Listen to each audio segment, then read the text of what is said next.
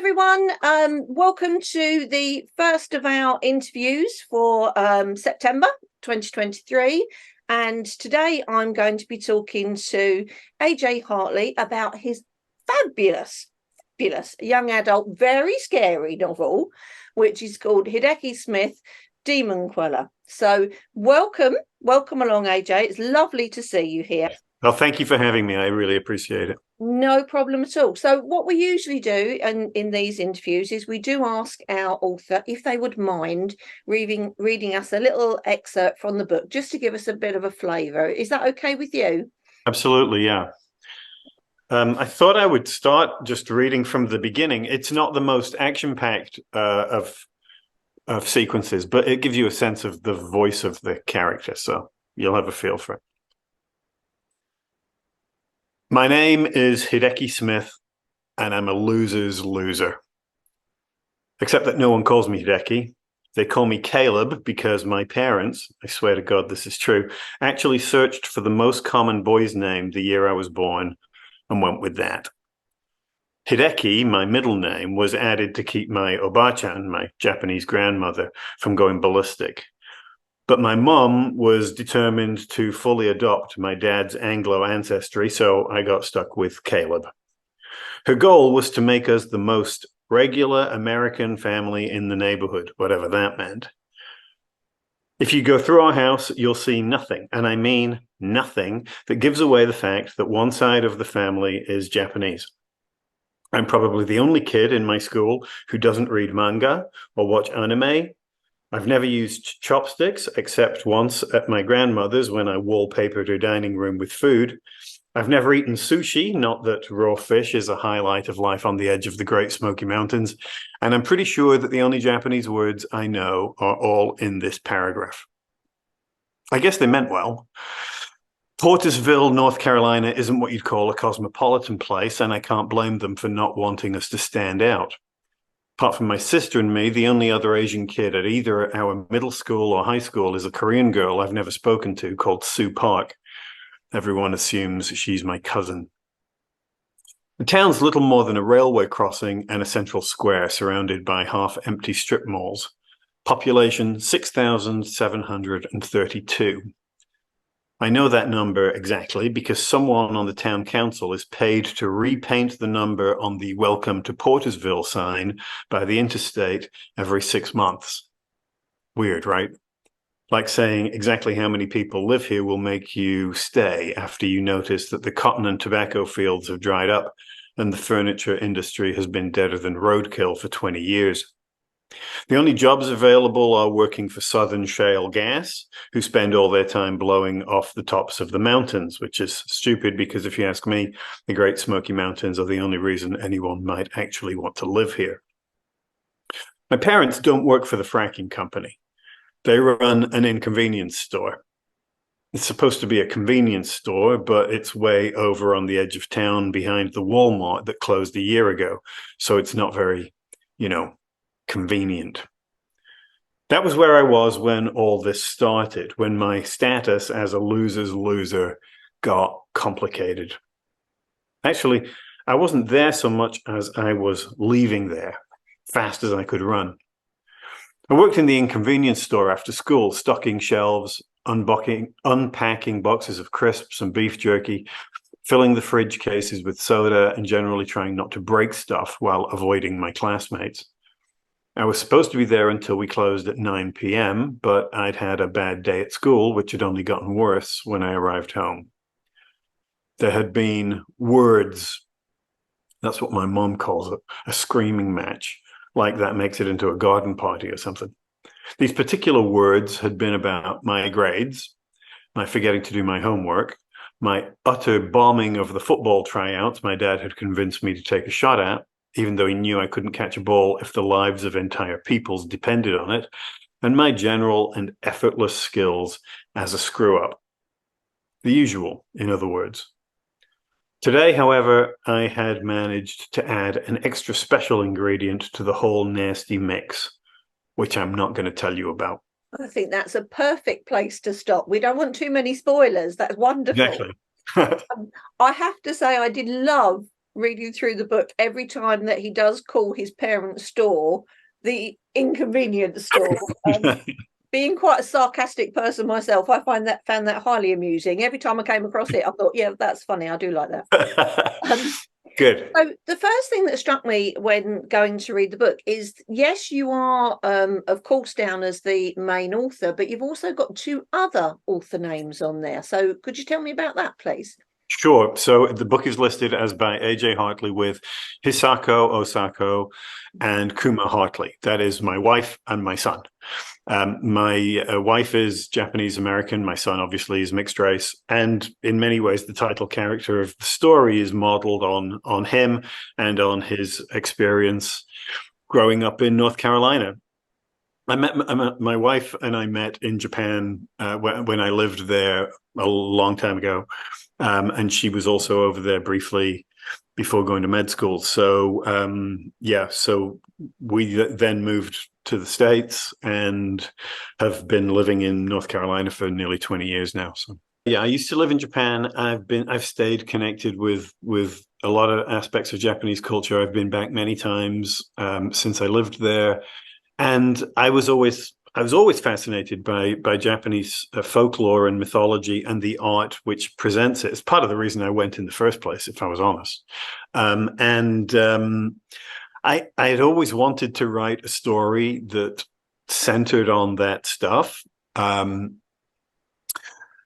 But especially since I wasn't living in Japan by the time I was trying to write these stories, it never quite felt right. It never felt like something that I could pull off, centering the story in Japan, partly because, even though it was a culture I knew really well, it's not my culture, obviously.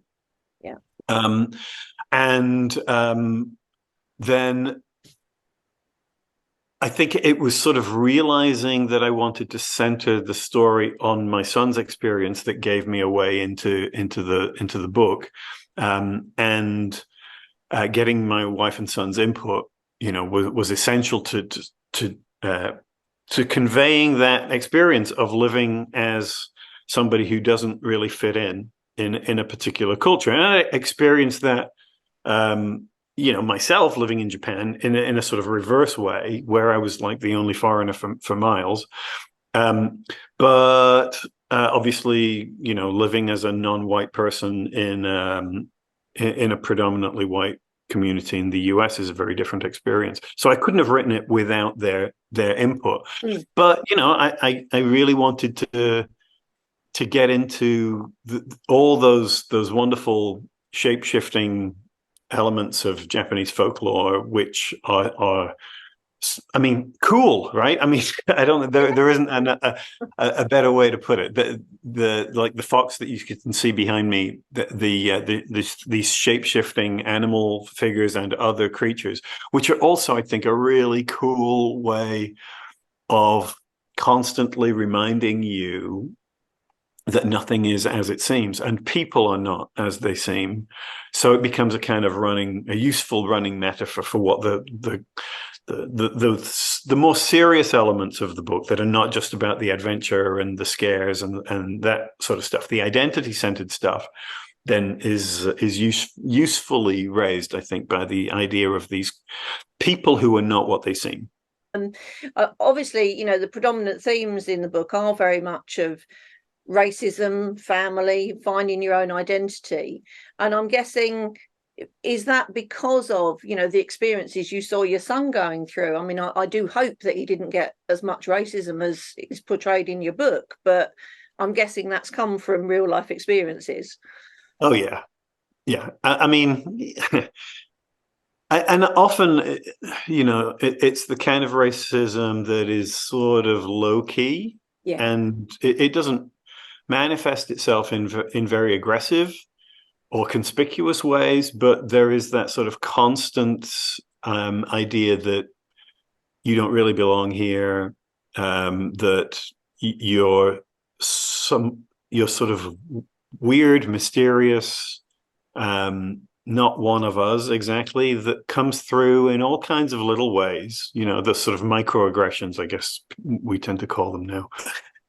for years, it was not something I was always aware of because my son is very self-possessed and centered. But I remember the first time we took him to Japan, because for the first 10 years or so of his life, we didn't go because we didn't think he was going to be old enough to appreciate it.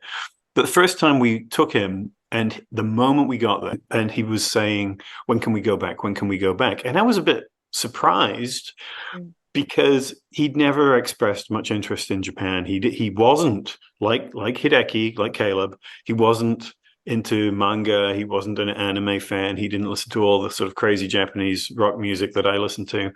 And so I was a bit surprised. I was like, "Well, what is it?" And he said, "Well, I really like the food." And I'm like, "Oh, yeah, okay. Yeah. We can get Japanese food anyway, And eventually he said, "It's nice to be somewhere where everybody looks like me." Yeah. And I was like, and that really made me sort of rethink a lot of the things that I thought I knew about him and his experience. And so we started talking a lot more, about the sort of day-to-day life when we live in Charlotte. We don't live in the mountains. Mm-hmm. And Charlotte's a big city, and he was at a huge high school, with almost 1,000 kids in each year. Yeah.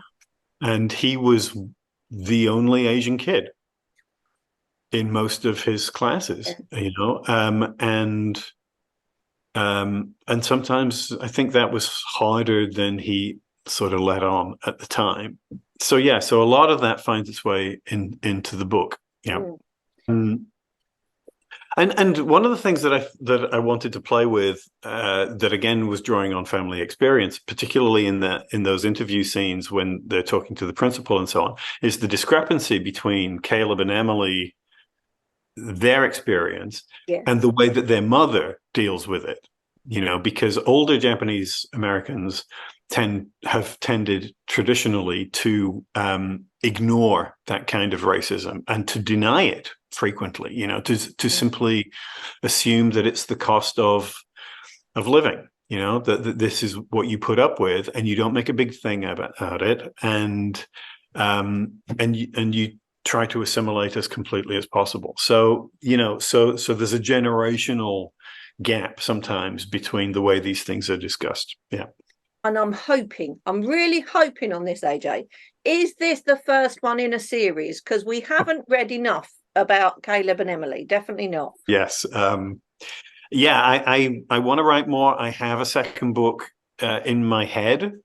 I haven't really started actually writing it yet, but I know where it goes. And there's a particular thing about book one that I really want to come back to. Exciting, right? I'm not going to ask more. Okay. Just in case it doesn't get written, because then I'd be upset. Right. The other thing I did want to comment on, and it's lovely that I can see it nice, big and bold behind you, is the fantastic artwork. It's lovely, isn't it? It's beautiful. It's beautiful. And the production values as well. I love the chapter headers, and I like the little drawings in the footer. I think it's been done really well. I mean, were you happy with the artwork that you had for it? Let's put it this way. This is my 25th novel. Yeah. And I think it's the first time ever that I've managed to get the same cover art on the UK and US editions. Tells you a lot. So because the art was done by a guy called Jeff Langevin. I'm not sure if I'm pronouncing that correctly. I've never met him, for the UK edition, and I took it to my US publisher and said, "We need to use this," and so yeah.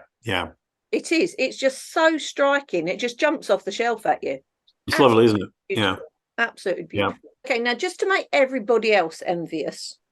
Just before we started recording, you were telling me that you've been a bit tired this week because where were you last weekend? Oh, last weekend I was at Dragon Con in Atlanta, which is a huge fantasy sci-fi fan convention where basically anything that has a fan base is represented there. And it's about 80,000 people. And I was on, I think, 18 panels over the course of the weekend. I did a lot on the YA track, but also on the writing track and the alternate history track. And a few other things. And I got to see Baby Metal while I was there, which I was very excited about. One thing that was super cool was that I got to give a signed copy of Hideki Smith to George Takei, who from Star Trek. He was Sulu on the original Star Trek, and of course he's very invested in issues of Japanese American community and history. And it turns out his father's name was Kuma, which I did not know, but he told me that. So, and which is my son's middle name as it appears on the book. So, yeah, so it was great. Well, do you know what? The time has flown. Absolutely flown, AJ. It's been lovely talking to you. Thank you so much for coming along to talk about the book. And I will be keeping my fingers very much crossed for a sequel, at the very least. And, you know, the next time that you're going along to DragonCon, I'll just jump in your case and come with you. Thank you very much. Thank you. Appreciate it.